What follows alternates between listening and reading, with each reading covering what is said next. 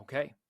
Well, gentlemen, this week the name on the marquee has got to be Brendan Allen, who this past weekend at UFC Fight Night defeated Chris Curtis, getting it back, this time winning by a split decision over Curtis. Mark, let me start with you. What were your impressions of this fight? I thought it was a really good fight.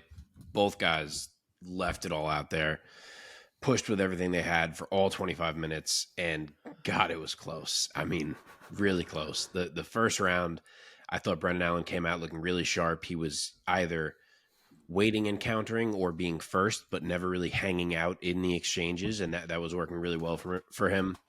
He got the back take, obviously, which was a key in that round. So I thought round one was his. The second round was really competitive. It's the one that I would love to go back and watch if there was any.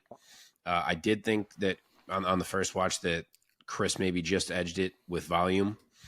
And then third round, obviously, Chris has his big moment. He hurts Brendan bad. He has him wobbled. Brendan, to his credit, survives it and then actually wins the remaining portion of the round after being hurt.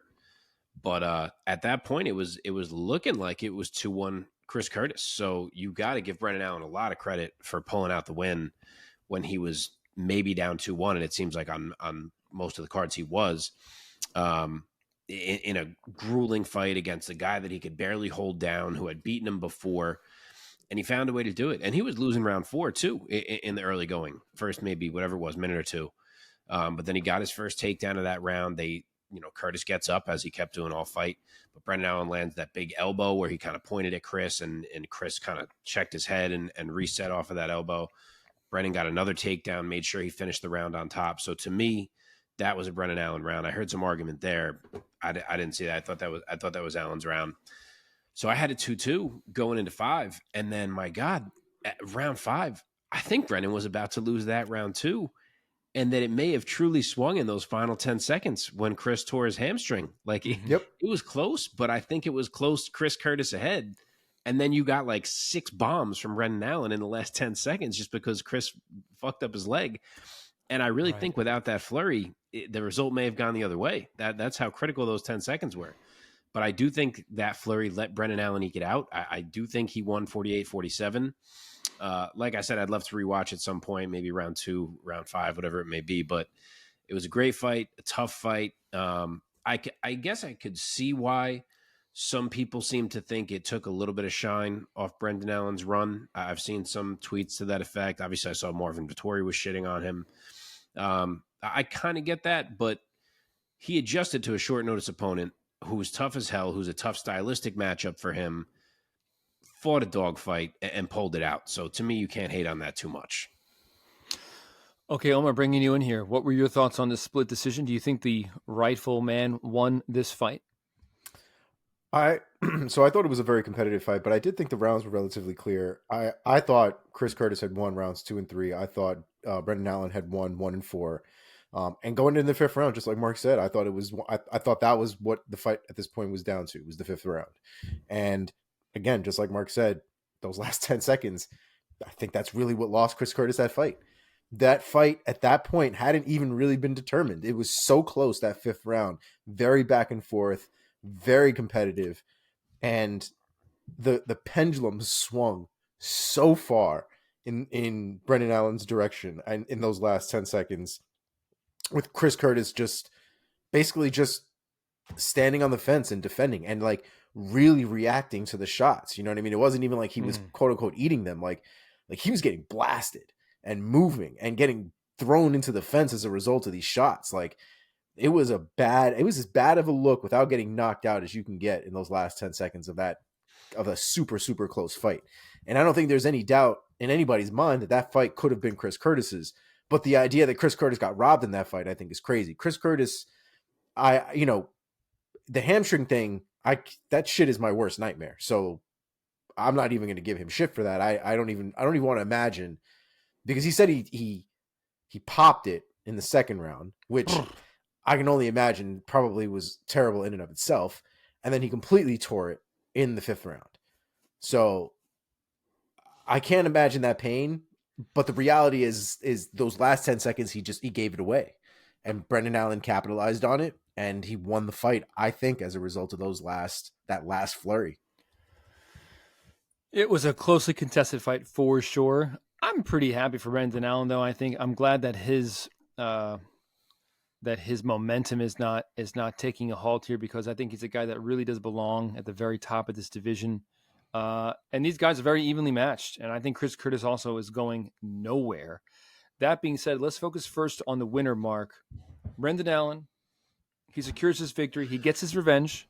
These two men are now one apiece, although I don't think that a rubber match is in order right now. I think for now, maybe Brendan Allen should move on, and also Chris Curtis should get his own new opponent. So first, let's focus on Allen. What do you think could be next for him at middleweight as he really gets himself up into the upper echelon? So to me, I mean, this isn't what Brendan Allen's going to want to hear.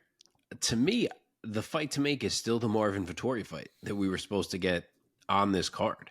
I don't think he has like jumped past that level in any way. The problem is I don't think he accepts that fight after Vettori, apparently, according to Brendan Allen, has pulled out on him twice now. I don't think he's getting a title fight as he's throwing out. It certainly seems like we are trending toward Dricus and Izzy, and if we ever weren't trending that way, then I'm sure it would be Dricus and Sean. So I don't think that's happening. But if not Vettori, then I'm here for Strickland. If that's what they want to do with Sean, obviously he's kind of in this weird space right now where they're trying to see how the rest of this plays out around him, or even a returning Cannonier could work. But either way, it's, you know, we gotta be looking at top 5 guys here. 100%. Omar, your thoughts? I would even entertain the loser of the Robert Whittaker Chimaev fight that's coming up. Okay, like that too. All right. Let's talk about now Chris Curtis. Mark, who is the name that you would match Chris Curtis up with next were you the UFC matchmaker?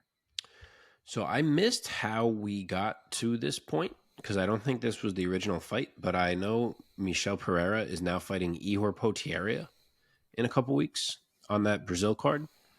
I don't remember who he was supposed to fight originally, but that is how this thing has been rejuggled, which is a very random guy for Michel Pereira to be fighting, considering he is above that level, you would think at this point. But assuming he does get past Potieria, I would love to see him and Chris Curtis. He was supposed to fight Mahmoud Muradov at UFC 301 in May. Yeah, that's where he's fighting at. So I guess But I thought Potieria was already on that card. Did they both lose an opponent? Maybe that's what happened. Well, yeah, Potieria was already on that card against Muradov. Oh, no. I see what you're saying. Potieria stepped in? I could have sworn Potieria was already on the same card, but maybe not. I don't know. But either way, my point is no, it was originally Pereira versus... I think he is due to have a shot to crack these rankings, and I think him and Chris Curtis would be fucking awesome. Yeah, it was Pereira versus Muradov was the original fight, and Potieria stepping in.